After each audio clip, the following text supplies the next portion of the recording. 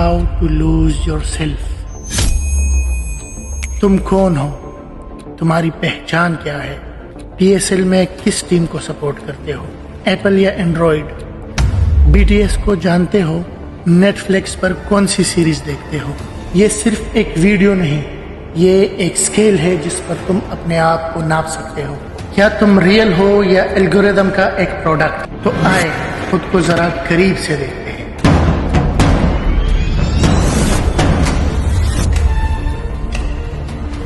क्या कभी गौर किया है तुमने, किसी दिन एक रैंडम वीडियो वायरल हो जाती है और अगले ही दिन लाखों लोग वही हरकतें रिपीट कर रहे होते हैं। एक ही एक्सप्रेशन, एक ही डांस मूव, एक ही हेयर स्टाइल, गोया पूरी दुनिया एक कॉपी मशीन बन चुकी है। According to Jean Twenge, digital generation एक आइडेंटिटी डिफ्यूजन में रहती है। वो खुद को नहीं, स्क्रीन को पहचानती है। ये था पहला ग्रुप, कॉपी कल्चर ग्रुप, जिनके पास सिर्फ एक ट्रेंडिंग ऑडियो है जिस पर वो लिपसिंग कर सकते हैं। और इसके अलावा एक और ग्रुप भी है जो दिखते बड़े इंटेलेक्चुअल और ज़हीन है, लेकिन हैं इनसे भी 2 दर्जे के बड़े जाहिल। ये रैशनैलिटी, नेशनलिज्म, सोशलिज्म के नारे लगाते हैं, लेकिन इतना कॉमन सेंस नहीं कि इंसान मिट्टी और जमीन के एक टुकड़े से कहीं ज्यादा वैल्यू रखता है।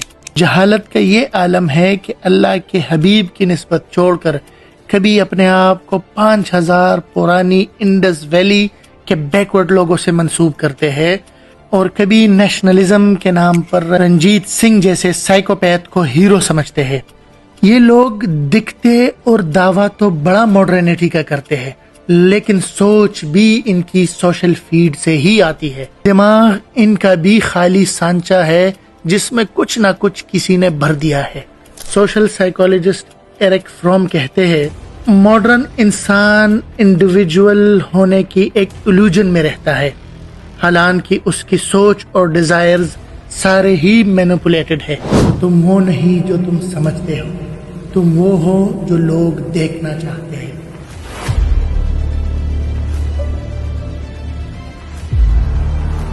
Slaves of the screen.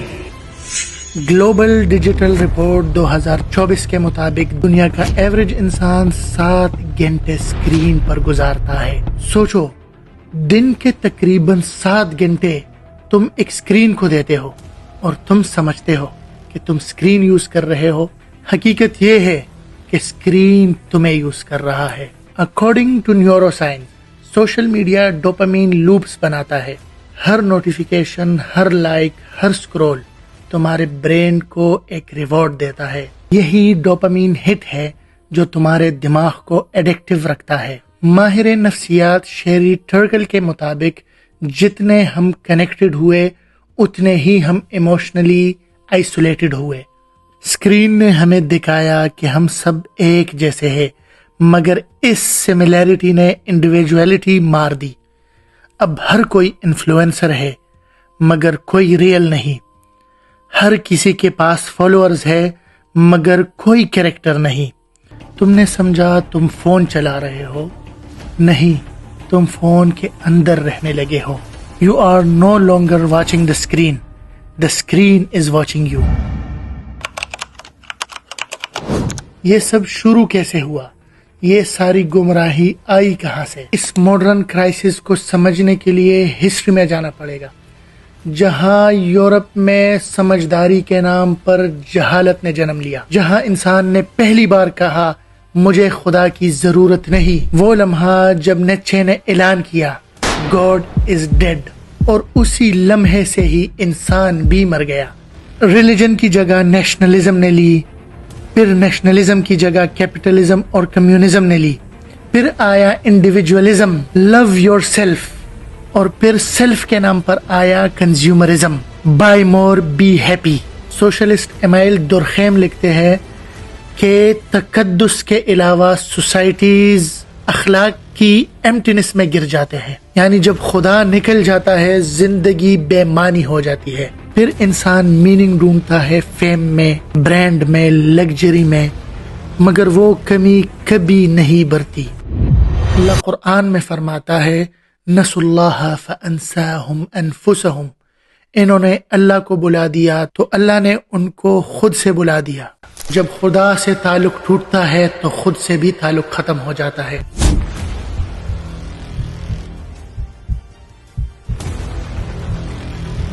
Failure of modern solutions.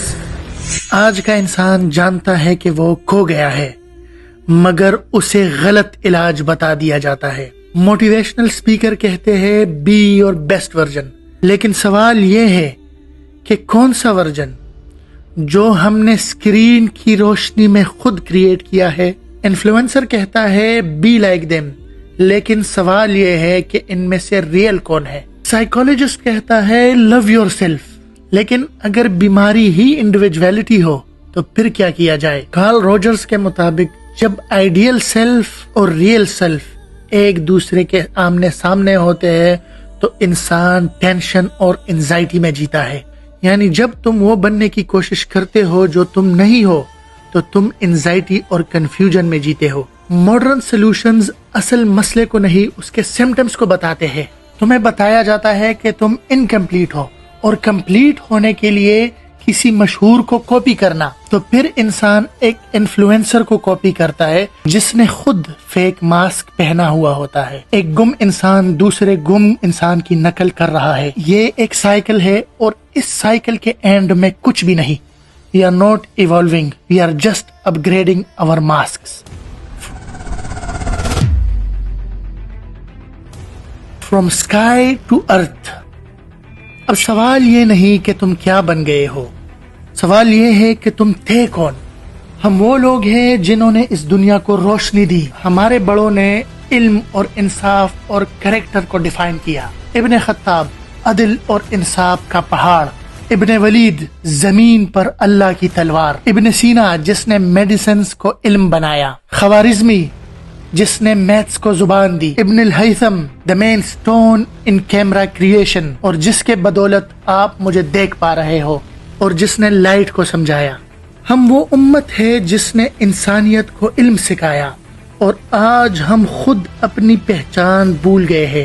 Iqbal کہتا ہے کبھی اے نوجواں مسلم تدبر بھی کیا تو نے، وہ کیا گردو تھا تو جس کا ہے ایک ٹوٹا ہوا تارا، تجھے اس قوم نے پالا ہے آغوش محبت میں، کچل ڈالا تھا جس نے پاؤں میں تاجے سرے دارا۔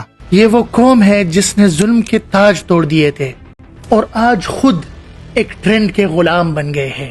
جسٹس، کریج، موڈسٹی، انٹیلیکٹ، یہ ہمارے ڈی این اے کا حصہ ہے۔ یہی ہے ہماری ریئل آئیڈینٹی۔